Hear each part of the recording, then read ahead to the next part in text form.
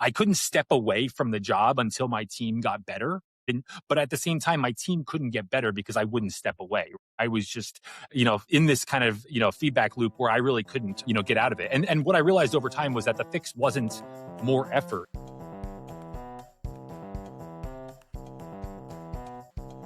Hey, Engagers, and welcome back to the Professor Game Podcast. As you know, we are the #1 gamification podcast where we talk about how games, gamification, game thinking, and behavioral design help us boost engagement, multiply retention, and build much stronger and more powerful products. And I'm Rob. I'm the founder and coach at Professor Game, and I'm also the head of engagement strategy at the Octalysis Group, the leading gamification and behavioral design consultancy. And in Professor Game, I'm a professor of gamification and game-based solutions at multiple business schools around the world and other global institutions like IE Business School, EFMD, EBS University, and many others around the world. And before we dive into today's conversation, if this is something that rings any bells, things like struggling with retention, adoption, churn, engagement in your product, service, or business, and of course you're interested in turning that around, look at our Core Drives in the Wild free guide. You just click on the link in the description and you will get it directly on your email. You'll see how real business are successfully or unsuccessfully using these motivations in business situations. So just go ahead and click on the link in the description. And today we have Michael Lukich. Is that a good way to say it? You got it. Michael, welcome to the show. We need to know, though, are you prepared to engage? I am, yes. Let's do this. Because today we have Michael Lukich, who has built a career at the intersection of data, teaching, and strategy, always circling the same question. How do we make better decisions amid a complex reality? And over 20 years in consulting, analytics has taught him to think in systems. 5 years as an adjunct professor taught him to make those ideas accessible. And nearly 25 years as a poker player taught him how to think clearly under uncertainty. He is the creator of the Stoic Systems Thinker newsletter and at stoicsystemsthinker.com and is the author of the Stoic Systems Thinker, to be published by Manuscripts Press in May 2026. When you see this episode, this is probably going to be already launched. He lives in Ann Arbor in Michigan with his wife and 2 daughters. So is there anything we're missing, Michael, from that intro? I think you covered it. Thank you. Brilliant. So, Michael, let's get started with the most basic question. What do normal, regular days or weeks look like with you? What are you doing these days?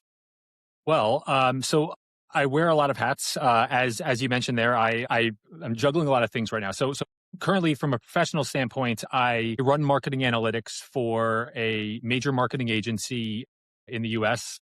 We are the marketing agency of record for one of the luxury major automotive companies in the U.S. So a lot of my job with that function is helping to provide the intelligence to our creatives, our marketing strategists, to help them ultimately move populations of consumers through funnels. I'm designing measurement frameworks, helping them to decide kind of where they're placing their bets across the brand journey, and ultimately getting people to buy more vehicles for that particular company. So that's what I'm doing. I'm running a team there within that function. Obviously have my parenting duties as a dad of 2 young daughters. And then I've spent the last year writing a book on systems thinking. So trying to codify a lot of the systems thinking techniques and tactics that I've learned over the course of my 20-plus year career. And I'm looking at it through a different vantage point. I'm trying to overlay that with Stoic philosophy, because I actually believe that the two of those are somewhat intertwined. I believe that actually, if you look back and read a lot of ancient Stoic philosophy written by these great thinkers of 2,000 years ago, a lot of what they're saying are really systems thinking concepts. I think they were some of our earliest systems thinkers 2,000 years ago. And we're just kind of taking this ancient philosophy and we're modernizing it and applying it to, the modern problems of our lives. So that's kind of those are the 3 main kind of hats that I'm wearing, on a day-to-day basis. In terms of just a regular day itself, I've spent a lot of time over the last few years, and I dive into this a lot in my book, trying to take the specific concepts that I've learned and apply that to, in my opinion, the most important system of all, which is the systems of our own lives. So I'm trying to design, essentially design my own life around these concepts to optimize for what I find as kind of my end goal of what I'm trying to optimize for, which is living a productive and meaningful life and spending time with my family and really just getting the most out of a fulfilling life. So that's one of the things we talk a lot about in systems thinking, is that the behavior of an overall system really it's an emergent property of the small individual, like day-to-day, minute things that kind of make up the system at the ground level. So a lot of my individual days are designed to, focus the daily habits, the weekly habits on ultimately supporting my broader vision of living a fulfilling life and being the best dad that I can to my kids. And Amazing. Love that. And with this whole perspective, and as I mentioned on the intro, it's, systems thinking, Stoic philosophy. You're also very much into marketing, which is something we work on as well in gamification, but you're also a poker player. So, there's many things that are sort of intertwining there with this whole vision of things, perhaps through systems thinking and so on. Is there a time you would call your favorite failure or first attempt in learning, as we like to call it as well?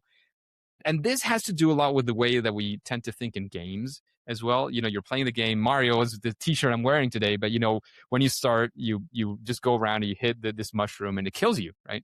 Oh, next time I have to do it different. So you come back and you jump and you kill the mushroom or just step over it, or whatever. How does that, how does that hit you? Is there a time where you can tell us a story about this situation? And of course, yeah, NDAs need to be broken. No, of course. I mean, I think I have a couple, and I'll give kind of a more personal one first, and then I can kind of give a broader one of my favorite like industry failures from a marketing lens.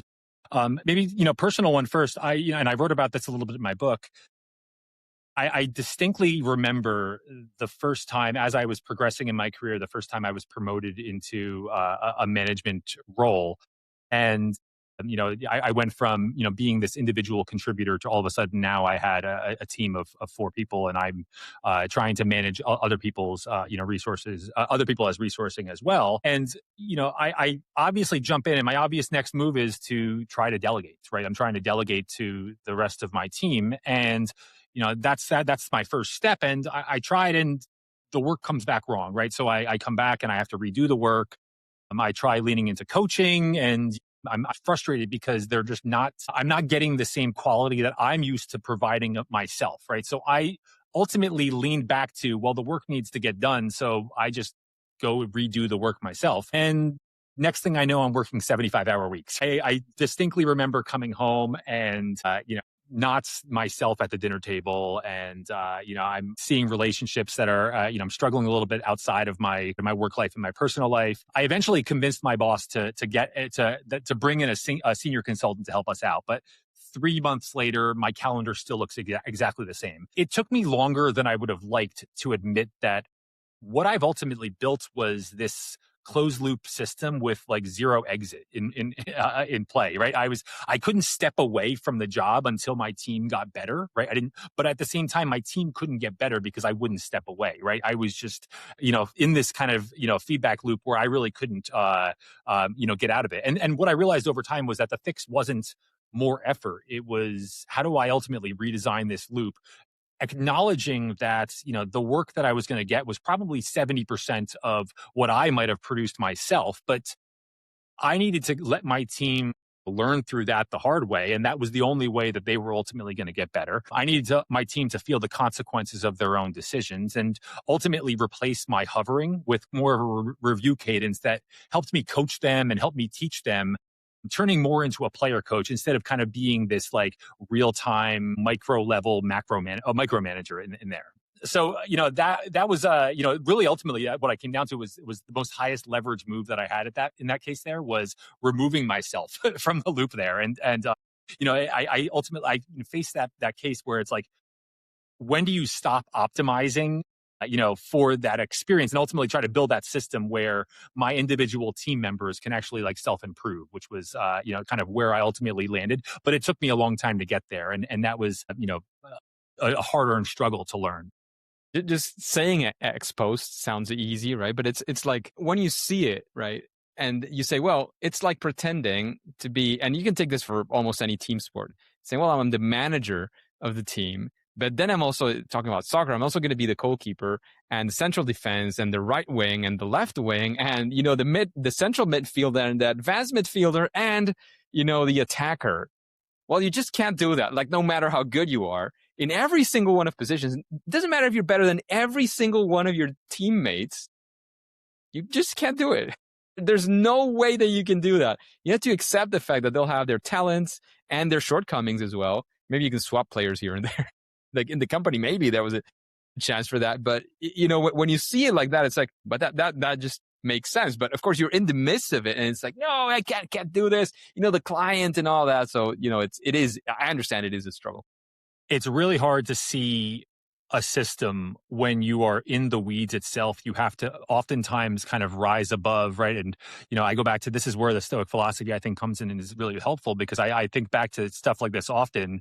Marcus Aurelius would talk about in meditations, how he would love to kind of think about how he would see the world from the stars and look down on it from above. And if you don't have that perspective, kind of looking down on things from above, it's hard to make decisions and kind of, when you don't necessarily see that whole map.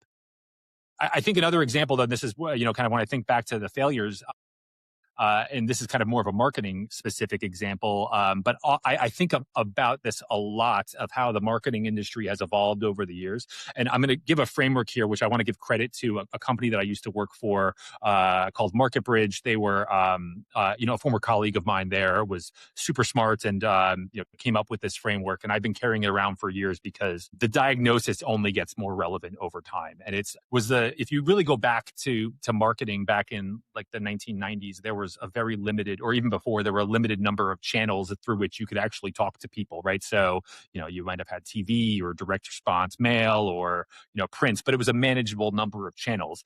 And then as you kind of got to the 2000s and digital really started exploding, you started having, hundreds and thousands of channels. And a lot of times alongside with the digital explosion, we got a lot more data. And that was exciting for me as a data person. What you started to see was you'd have these conversations with chief marketing officers. And one of these credos came up often, which was, if you can't measure it, it doesn't exist.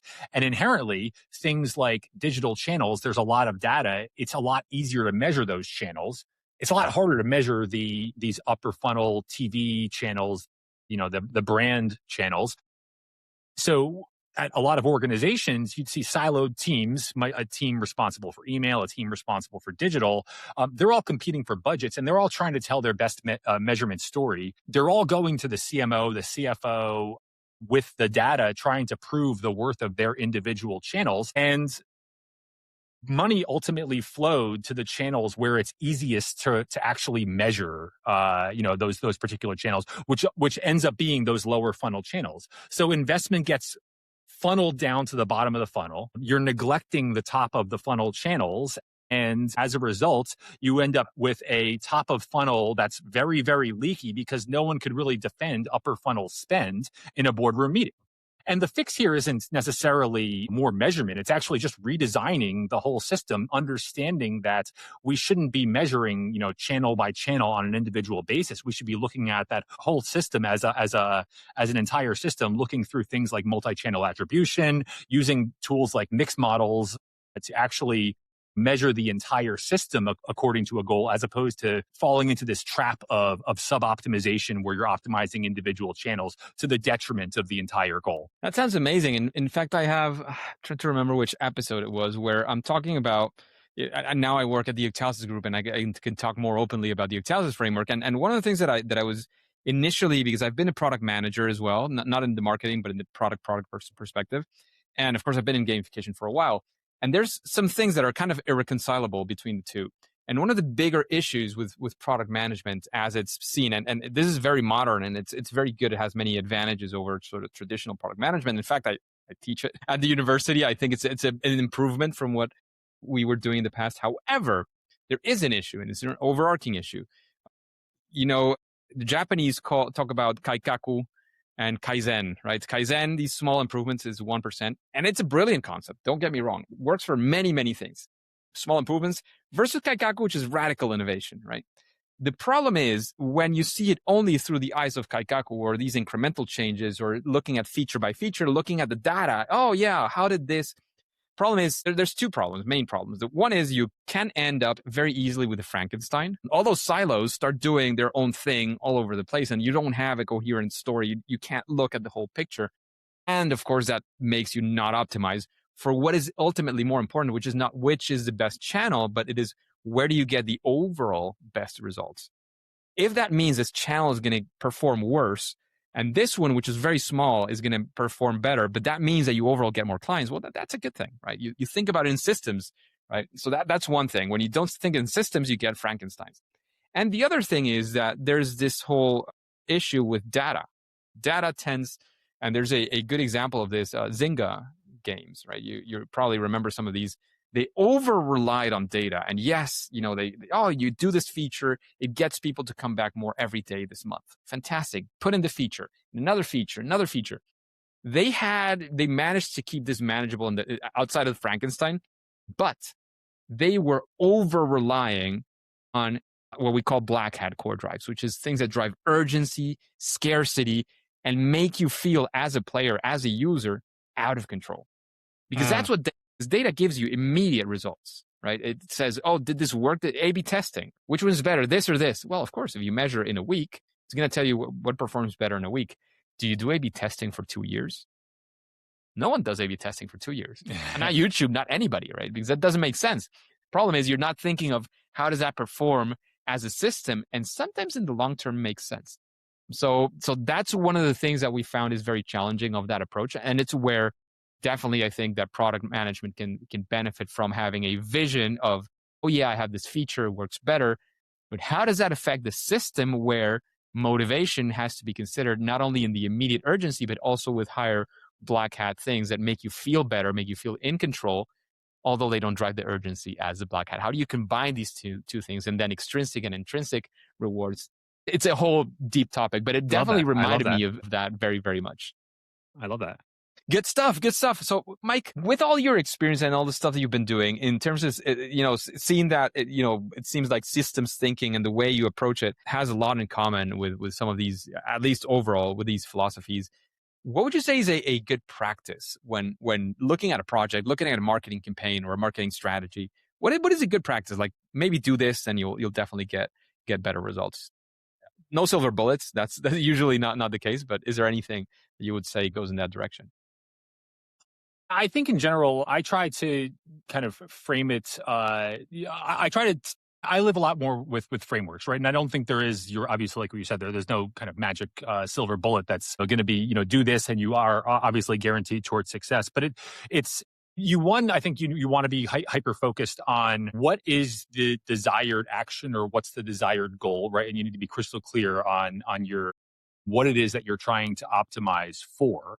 Right. Because obviously, like, you're not going to be able to optimize for something unless you're very, very clear on, we want one metric or one, KPI that we want to, as our number one. And maybe there are multiple KPIs or multiple metrics. I mean, oftentimes there are. And, that tends to be one of my biggest challenges on a day-to-day basis is working with other executives or clients or whatnot. And they want to try to optimize for too much. And, we can have multiple priority metrics. That's fine, but we need to have some sort of prioritization, right? So which one is the most important, which one's the second most important, and so on and so forth.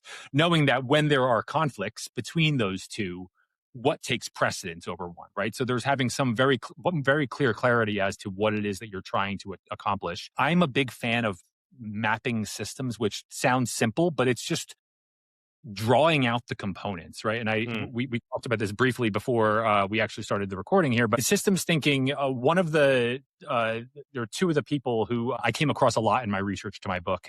They're system scientists out of Cornell. Their names of Derek and Laura Cabrera, their husband-wife team. And they're both system scientists. They wrote a couple books. They've authored a bunch of papers, but they believe that the foundation of not just systems thinking, but all thinking comes down to these 4 rules, which is distinctions, systems, relationships, and perspectives. And they call it DSRP. And, distinctions being that something is an identity or another, right? We have to actually define something and name something. A systems meaning that systems are made of parts and wholes. And even when we dive into those parts are also systems of themselves or wholes of themselves that are made up of parts themselves, right? So understanding that relationships, each of these parts have influence over each other. So understanding those relationships and how those things, interplay with one another, what are the feedback loops involved, and so on and so forth. And then the perspectives, meaning that we can look at the same problem or look at the same view through multiple lenses, right? You may see something different than the way I see something, which is might be different than the way a different, potential user sees something as well too. But with these four components or these four building blocks, we can map out, essentially any system. And, I'm a big fan of just getting on whiteboards and drawing out systems and really defining out, with a nice drawing, what does the map or architecture of a system look like? And then from there, it's trying to identify where can you have, like, where are your biggest leverage points? Where is a move within the system that can have the biggest outsized effect? It often comes down to where is the bottleneck, right? So where are you, leaking the most users? Where are people spending the most time? Where's the most friction? What's the biggest problem? But that tends to be the biggest opportunity where you can spend time on trying to improve that system. And then from there, it's making the decisions and executing. And I guess the last thing I'll just kind of bring in is I think any good process needs to have some sort of review or iterative mechanism in place to continually try to make sure that you are aligning back to what your overall goal is. It's easy to, the example that you just brought up, it's easy to fall into some sort of sub-optimization trap, right? Where you're optimizing for a small component of the system, not the system as a whole.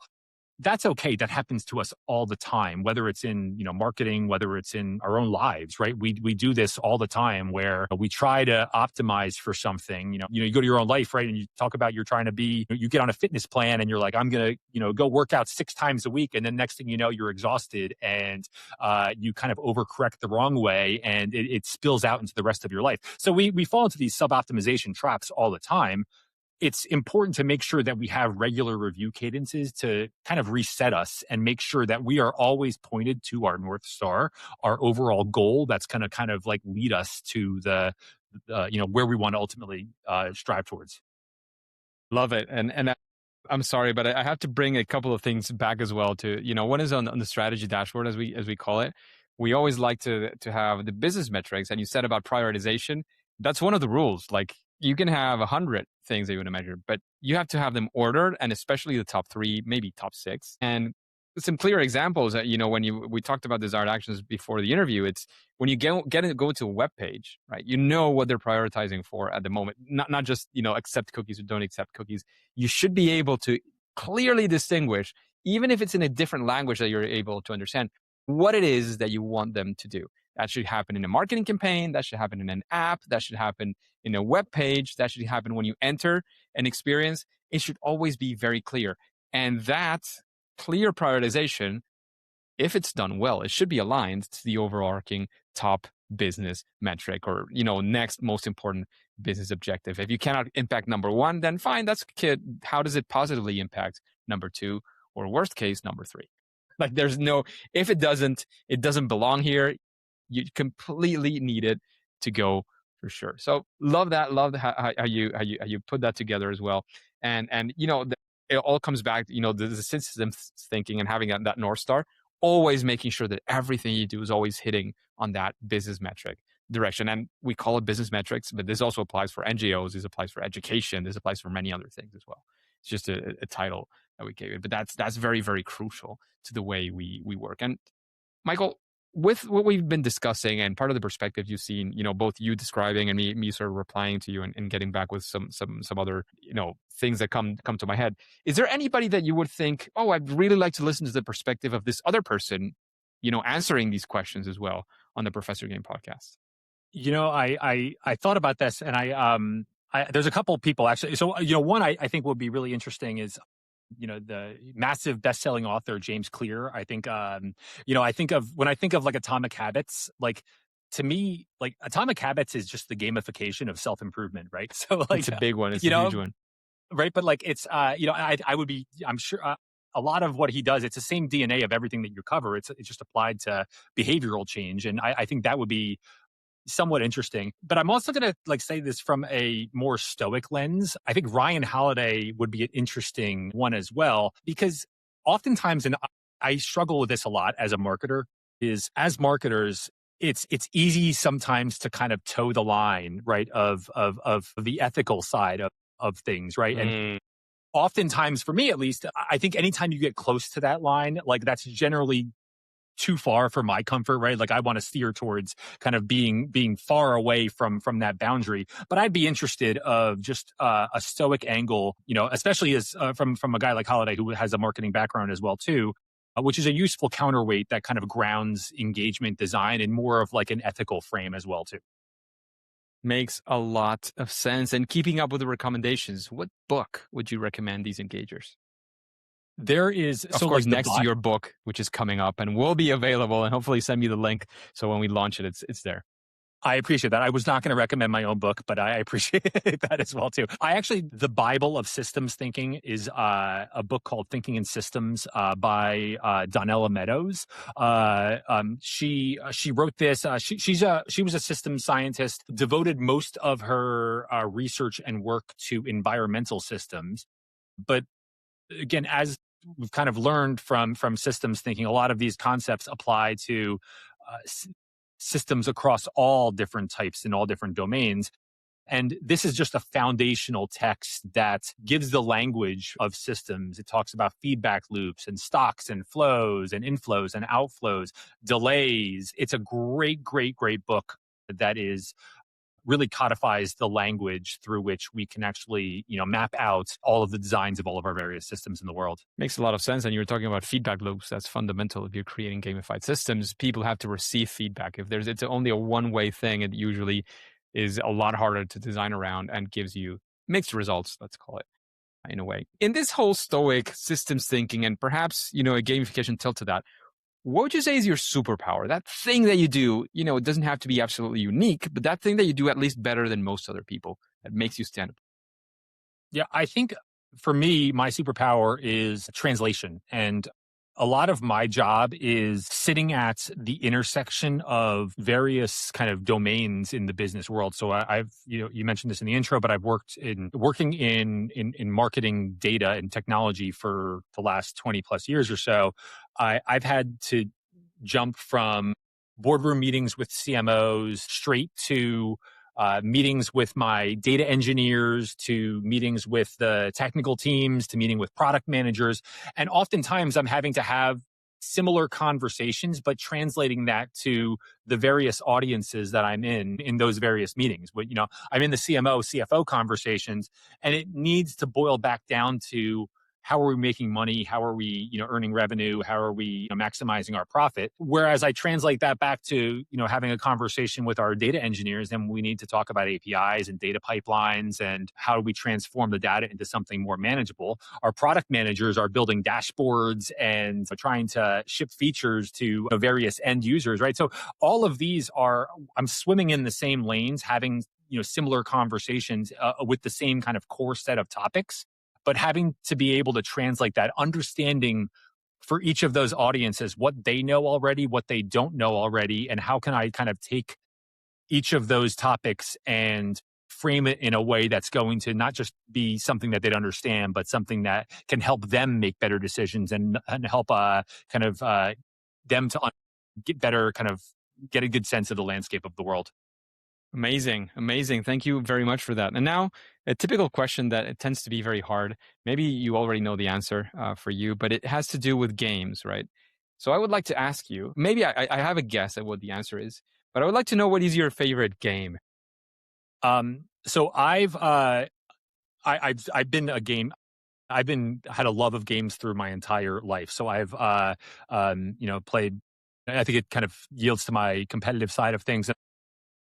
The answer I guess came in my intro here, which is I've played poker since I started playing poker, right around 2000. So I've been 25, 30 years playing poker.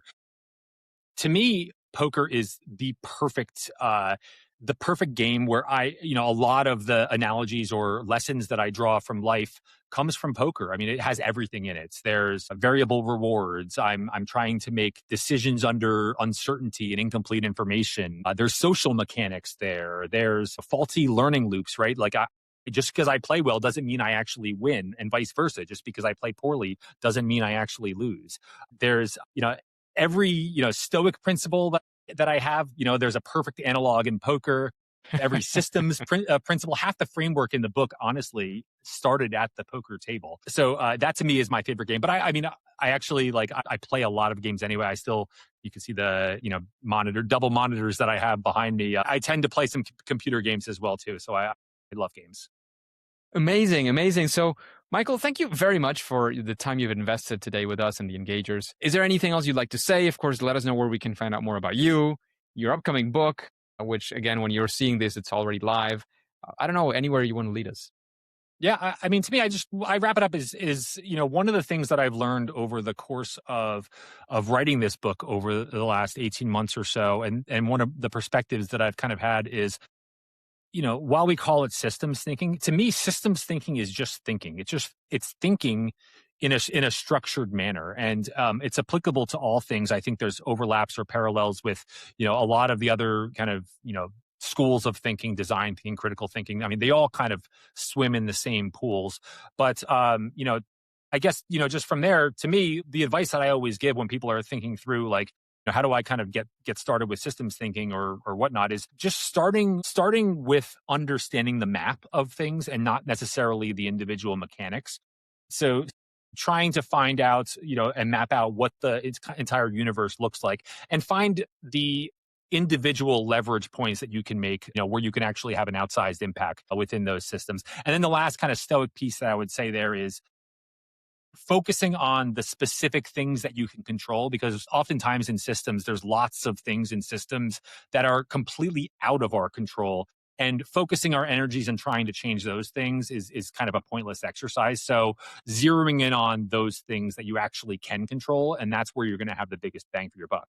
In terms of just kind of learning more, my book, The Stoic Systems Thinker, it's going to be published in the upcoming weeks. So, end of May, it might be pushed to early June before it actually gets on Amazon. But you can find out more at my website, which is stoicsystemsthinker.com. And I'm on LinkedIn as well, too, under Michael Lukich. So people can reach out to me there. Amazing, amazing. Thank you once again very much for your engagement, for being here and delivering all your value to the Engagers. And remember, Engagers, if you are having any of the issues that we've been discussing regarding systems thinking and how that integrates into an overarching strategy for engagement, for adoption, churn, any of these issues that you might be facing, remember you have a free guide if you click on the link in the description, which will arrive directly to your email. All you have to do is click on that link. And as we always say before we take off, it is time to say that it's game over.